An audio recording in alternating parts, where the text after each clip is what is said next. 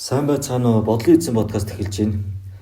За өнөөдрийн сэдэв одоо бид нар өөрсдийн махан бие ер нь хэр үнэлдэг вүлээ? Хүмүүс бид нар өөрсдийнхөө махан бие ямар хүч чадал байгааг мэддэг үлээ? Ер нь тоодог үлээ? Өвдөхөр нь л нэг биетэйгээ санаад нэг толон дарахаараа нэг эмгтэй хүмүүс нэг нүрээ бодохтаа нэг хардаг бах тий. За нэг энэ талаар ярилцах гад мөн хөөх тэнгэр дээдстэйгээ сууж байна. Амар байна уу дээдс? Амгалан оршиж байцгаана. За тэгэхээр хүмүүний биеинд маш их нууц байдаг байна шүү дээ. Та нар удмын ураг түүнээс агуулсан генийг дамжуулан авч бие организм чинь бүтэж байгаа л да. Та нар эцэгийнхэн дуурайсан өөрийн энэ биеийг өөрийн сүнснийхэн өөр моц онцлогоор эдисэндээ мэдээллийн давхар шингээж орж ирдэг юм. Тэгэхээр хүн болгоны биеийн бүтэц тэдний сүнснийхэн цаад бүтэцтэй адил бүтэцтэй байдаг гэсэн үг. Харахад хүн болгон адилхан эд хэрэгтэнтэй адилхан одоо эдэстэй байвч тэдний тэр онцлог сүнснийхэн эрчим энергиэр эрчимцэн байдаг. Тэгэхээр хүн болгоны бие өөр ах нэ. Тийм байна. Хүмүүсийн нэг биеийн зүгээр л нэг идэж уудаг, өмсөж зөөдөг, энэ өөрийг нь авч явдаг гэж хамгийн ихээр дутуу үнэлдэг. Тэд өвдөж зовхон хэрэл энэ биеийн дээрээ төв сууж эсвэл гов заслан бусдад хаагдах байдал дээрээ тулгуурлаж анхаардаг болохоос биш. Хизээж энэ биеийн дотор нь тэр сүнсийнх нь өвөө их эрдэн мэд чадвар чадамжийг хадгалсан бүх бүтэц байдгийг ойлгодгүй юм аа да. Хүн болгоны сүнсний өгдөлөөр тэгвэл тэр нь яг махан биеийн дээрээ тэр чигтээ буужсан байдаг. Тэгвэл зарим хүн жишээ нь залуу овор дүр багтай. Янз бүрийн хоол идсэн ч хордлого болохгүй байхад. Яагаад зарим нь наснаас ирдэг өгшөрч арьс үрсэн хөврөгшөж эзэн уусандаа хордож явдаг юм бэ? Яагаад зарим хүмүүс бусдаасаа илүү өөр өвчин тусаж зарим нь нийтлэг өвчин тусдаг. Туснаа нь бусдад анж өөр нөлөөлж байдаг юм бэ? Тийм. Энэ болгон чинь ил далд хоёр ертөнц энэ биеийн дээр чинь бүтэн байгааг л илэрхийлээд байна шүү дээ. Та нарын далд оршихуй энэ биеийн дотор ч юм байна. Ил оршихын бодол өвдөл сэтгэл санаа хэв дадлуучин бүгд давхар байна. Өөрөөр хэлбэл та нар энэ биеийн дээрээ бүтнээрэн байна. Гэхдээ нэг анзаардгүй л дээ. Харин тий одоо бид нар чинь хоёрын ухаан тархиндаа л найдаад нэг тархинаас өөр юм байхгүй юм шиг. Түүнийг биегээ доонд уурж авсан. Харин тий. Яг тэр нь бие болтлоо та нарт мэдэрчээр хагаад бийжээд бодит төлөв болчихсон байдаг учраас үнэ юм чинь агивч тийм биш. За тэгэхээр жишгэн чиний биеийн бүтцийг би харъя. За Чи бол яасан ч залуугаараа байна. Энэ бие чинь эдээс бүх хордлогоо өөрөө гадагшин гаргадаг. Хоолнд хордон чиж бараг байхгүй. Хаан жавсан чи өрхөхгүй энэ жаахан биетэй байгаа учраас. Учир нь эдээс болгоны чинь сүнсний чинь аймын эрчим хандлан тэжээж байдаг юм. Тийм учраас эдисүүд чинь залуухан. Одоо залуу дөргөө хадгалаад явганы шүү дээ. тийм. 50 жилийн дараа чи хэрвээ сүнснийхаа энэ өвдлийг энэ махан биеэрээ дамнуулаад энэ амьдрал дээр хийсээрээ чи бүгд залуу болсон байж магад. Пи. одоо би ханад цаазан хэлбэртэй өсөж торноод цаашаа одоо ханана гэж ярьдаг юм. Тэг өсгөө болсон байх шүү дээ. Жишг нь хүмүүсийн би яг нэг тохирсон цагт хандаг өсөөлтөө одоо биеийнхэн бүтэц ясуусан ханана. Тэгээд түүнээс хойш барагдахыг хөксөлт гэж хэлж байгаа шүү дээ. Зөв ханчаа цаашаа Тийм хансан ячин барагдахыг хөксөлт гэж нэрлээ. Энэ хөксөлтөндийг олон зүйлүүлээд хэлдэг. Гэхдээ чиний би хансан хэвээрээ наасан тууштай явах гэдэг. Сайхан л байгаа үстэй. сайхан байна сайхан. За ийм биетэй байх нь. Тэгвэл хүнс чинь цаанаас асрыг амин өгч. Үүний уурсгалыг өөрөөр дамнуулан гаргах үйлдэл учраас амьтаа болгоны амийг тижээдэг учраас амин зүрхний чинь хурд тэр даруйда яг сүнсний чинь зүрхэн хурдтэй ижисхэн орж ирвэл өөрөлдвөл сүнсээрээ болоод эхлүүл гэсэн үг. Зүгээр оршиж байх чинь эргэн тойрны хүмүүс чинь залуужаад энэ бие нэрвэлжээд амьдралынхаа ирч хүчин тэнхээжээд хүч чадлан сэлбэгдээд аг намтагдаад одоо ахуй амьдрал нь тэгшрээд ирэх нэ штэ хажуучин байж ах та. За яасан магтуулаа сайхан байна уу? Ичээд наад эцээ. За ийм бүтэцтэй байх нэ дээ.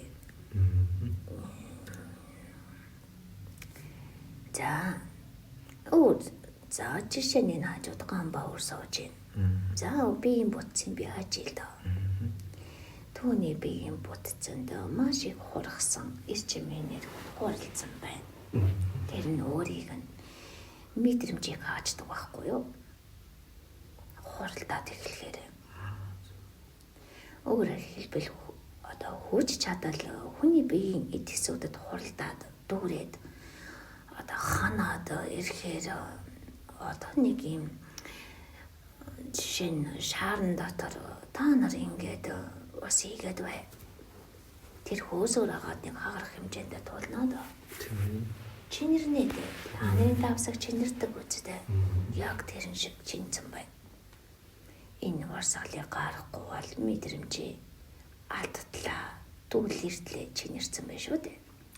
Тэгэхээр одоо сайхан урсгах хэрэгтэй гэсэн үг. Тэгэхээр одоо өөрийн энэ эд хэсэнд хуралдаж орж ирч чадаагаа энэ хэрчмийг уурсгаад ах юм болоо мэдрэмжийн зөөлрөөд улам одоо уян хатан болоод бүхнийг ойлгодог болохгүй тань.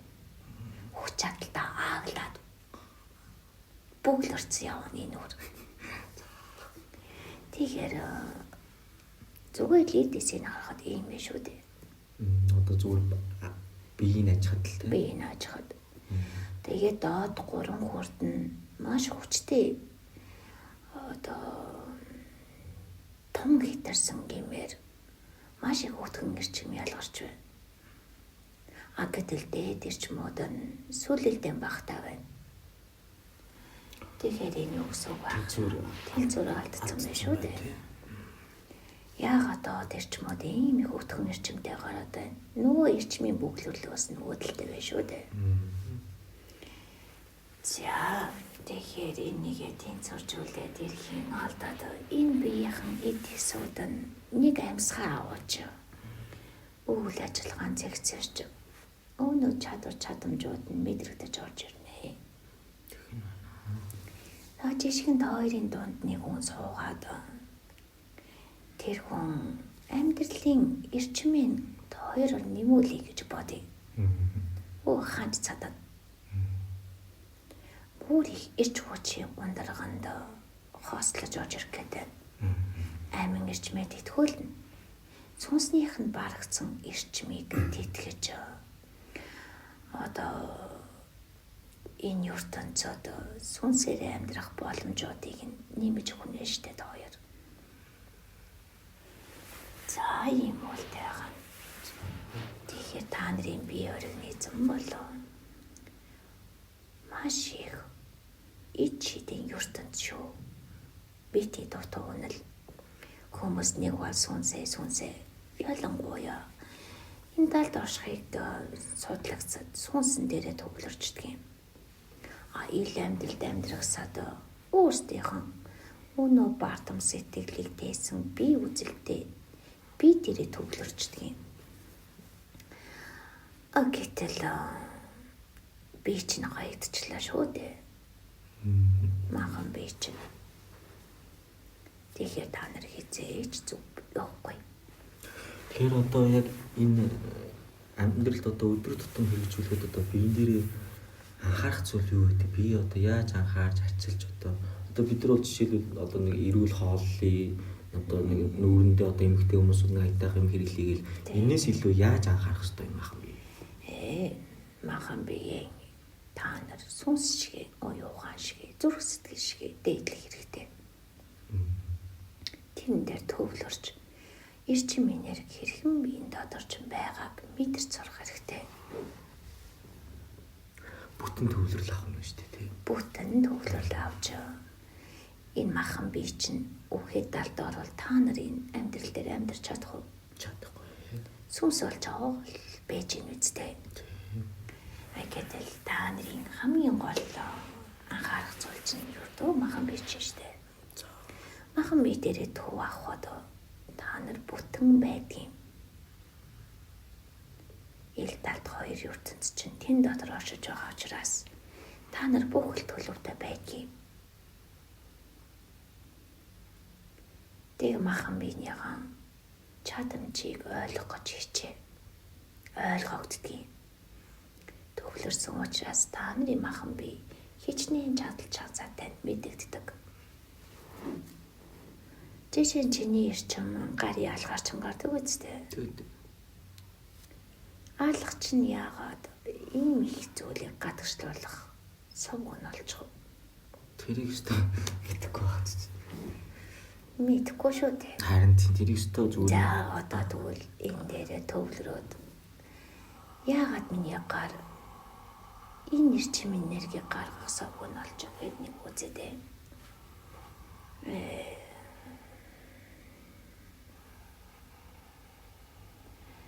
Бие судлана гэдэг чинь та нар өөрийнхөө бүхлээр нь мэдрэхийг хэлж байгаа юм шүү дээ. Энэ бие чинь хогийн сав биш ээ. Энэ бие чинь та нарын өв их эрдэнэ хайгаад байгаа бүх юм чинь шүү дээ. За яасан гэж. Ингээд энэчнээс ингээд гардаг л гэдэг юм. Шууд ингээд зүрхнээс чангардаг эрчим гарын алгаар чангарч байна. Тэгвэл жишээ нь чиний гарын алганд асар их ангаах эрчимүүд байна. Тэгнэ тий. Ангаагч байж болохоор байна. Эрчим тэтгэн гэдэг чинь юуны амьдралын бүх урсгалыг мэднэ гэсэн үг шүү дээ. Тийм. Тэгэхээр одоо хүний эрчмийг ихлээд мэдэрч сор алгаараа яаж мэдэрх вэ? Хүний эрчмийг сороод түүгээрээ өөрийнх нь дотор байгаа сүнсний мэдээлэлтэй хойлоо. Тэгээд энэ дотроос мэдээллийн урсгалыг гаргаж ирнэ. Тэгээд мэдэрчингүүдээ ямар ярчим дотоод байгааг нь ойлгоод буцаад өгөхөд бүтэн болгож өгнө шүү дээ. За ойлголоо. За тэгвэл зарим хүний гаранд нь алганд нь эрчим байхгүй. Жишээ нь нүдэнд нь маш их хүчтэй эрчим байдаг. Тийм байдаг тий. Яг нүдэрээ ингээд хийдэг. Тийм нүдэрээ хааж нүдэрээ мэдэрдэг. За гэтэл энэ нүдэрээ яагаад хараад байна гэхээр тэр хүний сүнсний доторхыг шууд уудалж байгаа юм. Бодлоор нь дамжуулаад шүү дээ. Тий. Асар хүчтэй ухамсарын эрчимтэй. Ухамсар уншаагч хүний нүдээр хардыг. Тэд яг чиглэж харахгүй л дээ. Анзаардаг зүгээр л нүд рүү нь харахад. Тийм харцсан ингээд тогтсож байгаа шүү дээ. Тэр хүн хооронд анамчхтууд ийм л мэдэрчдэг гэсэн үг. Гэхдээ хүмүүс энийг мэддэг хүн онцгүй л дээ. Мэддэг болгонд бол өөрсдийгөө судлах хэрэгтэй. Өөрийгөө нээн өөрийгөө олно гэдэг чинь өөрийгөө хэн гэдгийг л судалж мэдээж таньж санаж сэрж өөрийн авяас чадамжиндаа итгэхийг л хэлж байгаа шүү дээ. Зарим хүмүүс би чинь сонсын уншууллаа чихтэйгэн сайхан юм байна. Тийм гинэ гэл болчдог. Итгэхгүй шүү дээ. Итгэхгүй бол тэр чинь амь ордгүй юм. Энэ амьдралын хой шүү дээ. Итгэсэн зүйл чинь амь орж.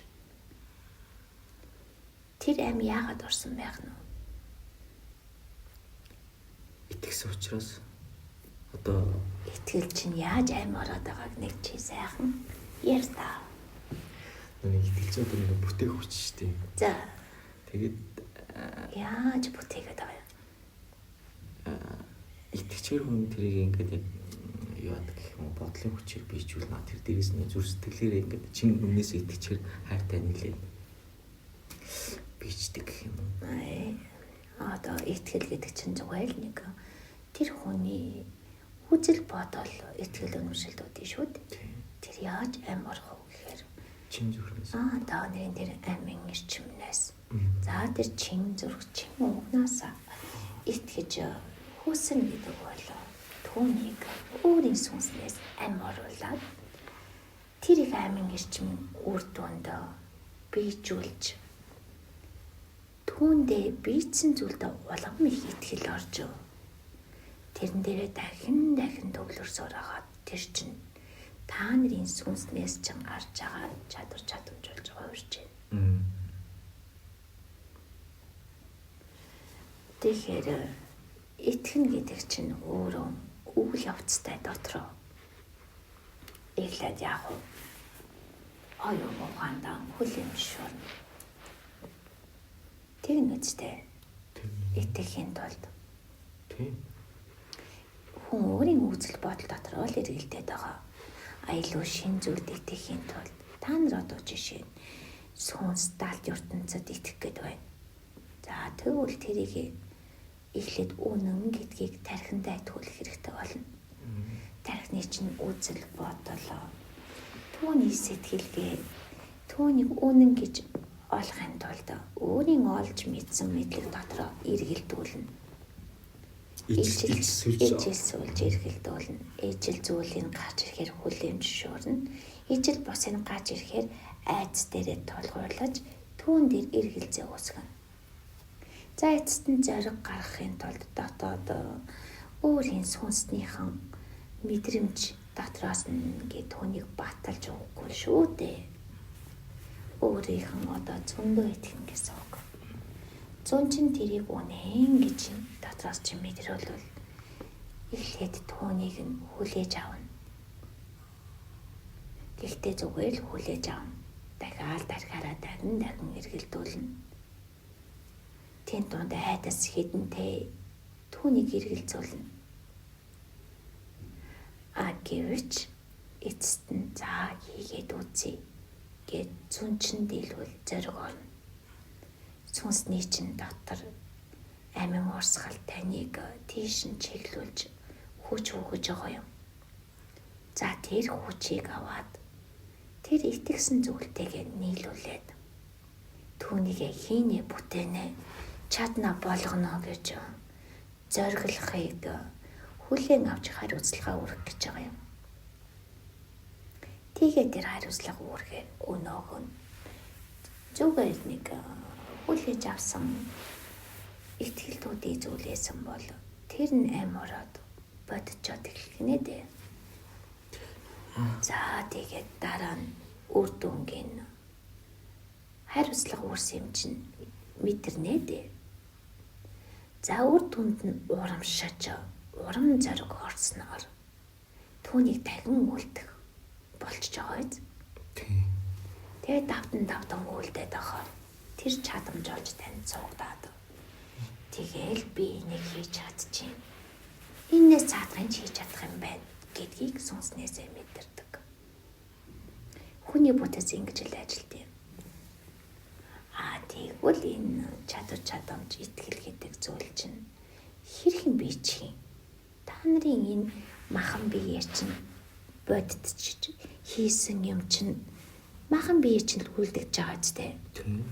Оюун ухаан дотор чинь эргэлдэн энэ чинь махан бие чинь мөн бидтэй. Та нарын гар хуруу одоо хийх бүтээх зүйл дээр ажиллана үстэй. Тийм. Та нар түүнийг хийхэд бол биеийн хөдөлгөж таарнаад. Тэгвэл одоо тэр биеийн дотор байгаа эдисүүдээр чинь дамнуулаад та нарын сүнсний эрчим тэр хийж байгаа бүх зүйлийг чинь биежүүлж байна.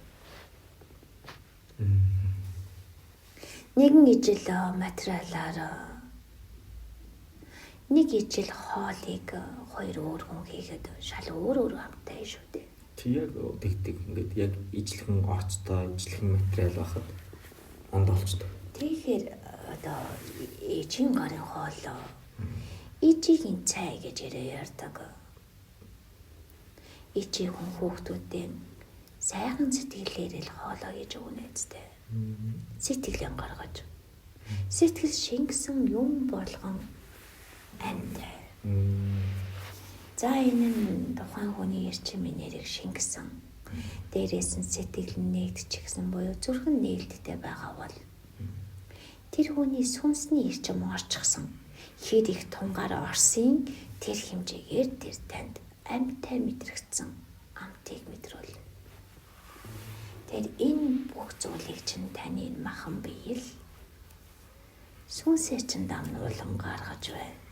Тэгэхээр таны махан бие бол та нарын сүнс бай тухай энэ нийл талд бүх ертөнцийг чинь нэгтгэсэн хамгийн их эрчим энергийн нүр их суурч байгаа нь байна.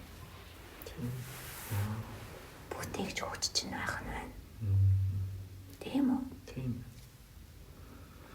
Ийм өөр мэт зүйлийг та нар яаж ад үзэж чадчихна? Би ийм байна гэл гоочлол өөрийгөө голоол. Тийм. За одоо би та нарт хэлэх үү?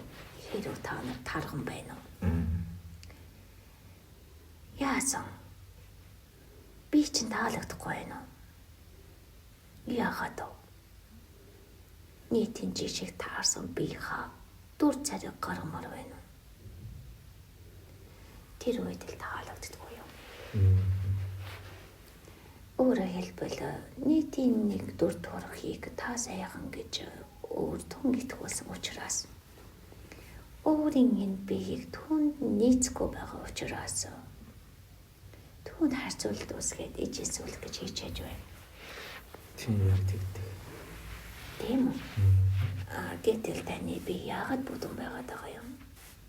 Харин яагаад тийм бэ? Одоо нэг төрөлхийн удмын нэг унган махта гэж ярьдаг ч юм уу те арай нэг жинтэй хүмүүс ханаасаа л тийм байгаа шүү дээ. Удам даагсан бие галбирууд байна. Тийм. Удмын эрчим энерги шингэсэн байж лээ. Одоо тэгэхээр тэр нь ямар шалтгаан байх вэ? За жишээ нь цаанаас унган махтай уух сууртай. Би хаан нүсэр бүтэцтэй. Тэд яадгийг. За эрүүл мөртлөөсөө тийм бийтэй байгаад байвал эрүүл гэдэг чинь танд гацсан гацалт байхгүй. Одоо өөрөөр хэлбэл айсан айдасгүй бие чинь эвдсэн эрчимгүй байдлаа бүх бие нь ингээд эрчим энийгээр дүүрэн сүлэлцчихэд байхад та яагаад таран байгаад байгаа юм? Сүнсний чинь дээд углын дагуу таны бие энд ховсож байна. Одоо өндөр их эрчим энерги таны бие шингэх шаардлагатай болвол таны магад эдисүү чинь энэ их эрчмийг өөрөөрөө дамнуулан гарах хэрэгтэй болох байх. Өөрөөсөө илүү хариуцлага махан биенээсээ илүү үүрэг сүнсэн талдаа уурчих үл ингэждэг юм. Яг өөрийн хийдгийг хийгээд үрдгийн үүрээд явах юм бол хүний бие яг өөрийнх нь нэг таарсан хэмжээнд байна. Хим хэмжээнд хаанаас ч харсан тэгш өөрийнх нь бие галбирт төгс дурлсан байдаг энэ үед. Ачаал нь нэмэгдэхээр ядрал мэдэрнэ үстэй. Та нар энэ махан биен дээр Хүнд ачаа өрөөд удаа яваач дээ. Яатрын үстэй. Тохирсон ачааг бол асуудалгүй л урч. Илүү хийдэлтэй хотоочин илүү ажиллана да ядаж л. Түүнтэй адилхан далд ертөнцөд илүү их ачаа өрөөд бай. Илүү их өөртөө байхсгүй зүйлээ аваад бай. Гэтэ энэ эвэрүүл савсарал хүний үед ярьж байна. Тэгвэл тэдний махан бий өөрийн ирэхгүй хэмжээ нэмдэгэ. За тэгвэл нэг арга яс шиг нөхдүүд байдаг штэ. Яагаад ч нэмэргүй тааргалдаггүй. За энэ хүмүүс хэрвээ ирүүл сарвал ямар ч өвчнгүй бол шүү дээ. Сүүн санаачлаа хийх байгаа юу? Ойлгоно. Ойлголоо. Сүүнс артан өөргөн хийгдэхгүй байгаа учраас наанад хийхгүй байгаа учраас одоо эрчим энергийн тийм тэнцвэр алдагдж явахад юу ч хийсэн тураад ахна дээ. Тийм байна. За тэгвэл тэр хаансан сайхан царай цусыг ив ирүүл биен дээр яаж бүтээх нь вэ? Даалтын ажлаа илддээ яг адилхан хэмжээтэй гаргадаа. Тэгвэл хин нь таалагчгүй туурахчгүй байх нэ дээ. Харин өвчтэй хүмүүсийн хувьд шал өөр. Тэд өөрсдийн биеинд зовир үсгээд байгаа хүнд ирчмүүдээ өөртөө ухаашаалах цаг нь болж байгаа л энэ биеийн өвдөд байгаа юм. Өвчлөл юу н одоо идэж уух одоо нийгмийн харилцаа олон шалтгаан байгаа шүү дээ. Идэж уухаас гадна одоо уур стресс гадна яахаар махан бие өвдөд гэдэг юм бэ? Махан бие дотоод сүнсний дагуу ажиллахгүй л өвдөн штэ. Өөрөөр хэлбэл дотоодхоо сонсохоо болчихсон. Гадна амьдралд хит их утга учир өгч итгэж гисэн хүмүүс. Та нахаар жижиг бие тэрэ гацаж том биеийн өнөө тэнгэр нь хайсан гэдэг нь болчихсон нөхдүүд шүү дээ. Тэд өвдөхөндөө тэр өвднө. Зовхондөө тэр зовноо. Ялангуяа сүнс нь энэ дэлхий дээр өөрөөр нь давнуулаад ихээ ажил хийх гэж байгаа болоо. Бүр чих өвднө. Яагаад гэвэл тэнд сүнс ажил хийж чадахгүй. Тасарчлаа шүү дээ. Жижиг биеийн хэд идэвчлэн өөрийн том биегээ тасалчлаа. Тэгвэл буруу яваад байгааг нь ичмийн дутагд ороод байгааг нь энэ биеийг өвчилж урд нь мэдрүүлдэг. Жишээ нь бас одоо бүх хүмүүсийн ярьдаг бөөгийн өвчин гэж байна. Өөрийнх нь дотроос удмын дээцүүдтэйгээ холбогдохгүй. Өөрийн жижиг биедийн итгэл үнэмшилтэй төөрөөд яваад ахаар удмын дээцүүд нь орж ирэх гээд. Одоо би энд нь шахаа ойлгуулахын тулд шахан штэ. Тийм тэгдэг шахдаг тийм. Тэр үед оншин тодорхойгүй өвчин дуснаа. Яагаад ч нэмэргүй. Хаанч очиад онгогдохгүй. Онгодуудаа мэдсэндээ хүлээж авсан үед сайн өнөө өвчнүүд нь орморгүй идэг нэ. Түүнээс гадна дээд эрчмүүд орж ирэх гээд байхад энэ бие түүнийг ойлгохгүй бол бас өвднө. Өвдөн гэдэг чинь эрчмийн энергийн өөрчлөлтүүд яваад байгааг хэлээд байгаа биз? Тийм. Жишээ нь толгойч нь дөнгөтэйд даарлжин хөдлөөд байгаа юм шиг. Хуйнжин хөөрөөд ах юм болоо. Хэрвээ сүнслэг хүмүүс энэ дээрээ төвлөрөхөд энэ бие чинь хилээд өгнө. Тэглээ инглээ гээд дотроос чинь. Тэгээд тэрийг хийхэд тэр өвчин орморгүй алга болоо. Их талж юрсан чинь тэр чигтээ эрчим энергийн сүлэлтэй. Та нарын махан бие чинь тэр чигтээ эрчим энерги өтгөн нягт. Бичтлээ. Сүнсний чинь өгөхлөөр ажиллаж жижиг биеийн чинь итгэл үнэмшлэлээр өрнөж явж байгаа. Энэ одоо бүхэлд нь том. Та нарыг бол маш юм ахна штэ.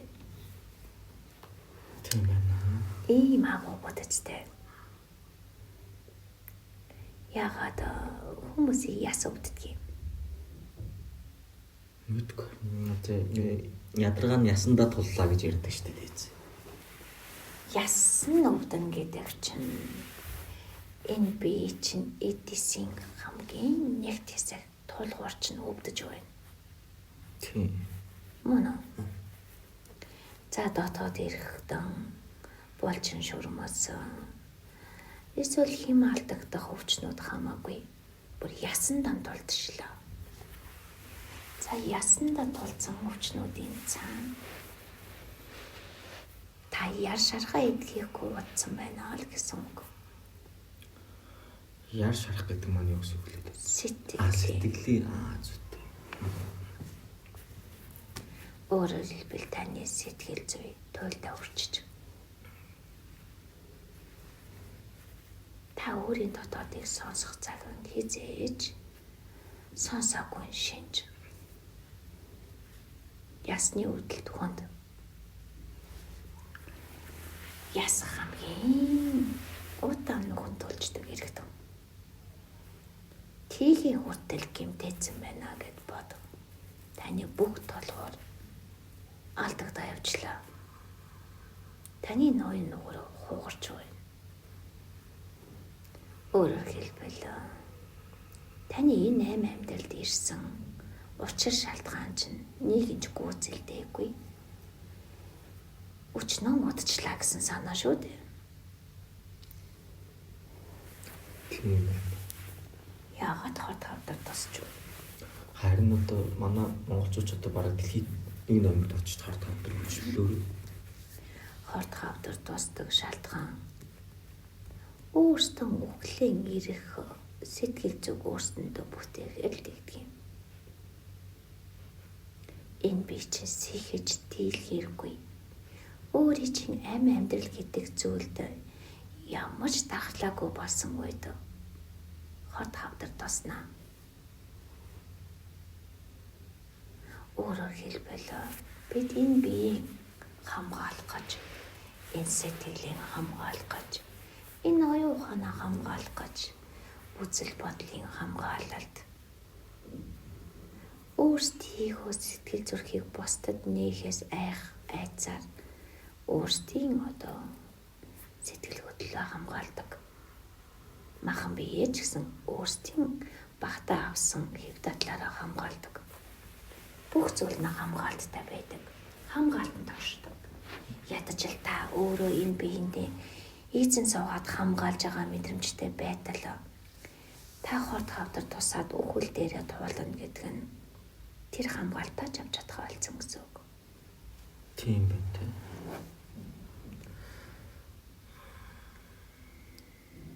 Та айцаар өөрийгөө хамгаалж ирсэн үү? Тийм. Тэгвэл та айцаар хүртэл өөрийгөө хамгаалж чадхаа боллоо. Өөрөөр хэлбэл тань руу юу ч орж иж, юу ч нэвтэрч таны энэ биеинд хинт сууж, хинч эцэгнэж ямар ч эзэн бийгүй болсны шинж. Тэгэхээр бүх дахлааны систем унаад бүх хамгаалт байхгүй болоод ирэхээр юу ч хийсэн яах вэ гэд эрчим энергийн хүнд эрчим зохилтууд биеэр чинь орж түн нүүлүүлж эхэлдэг. За яагаад юм болцсон юм? Тэр хүн маш хүчтэй гүн төвлөрөлд унсан зовлонд унждаг юм.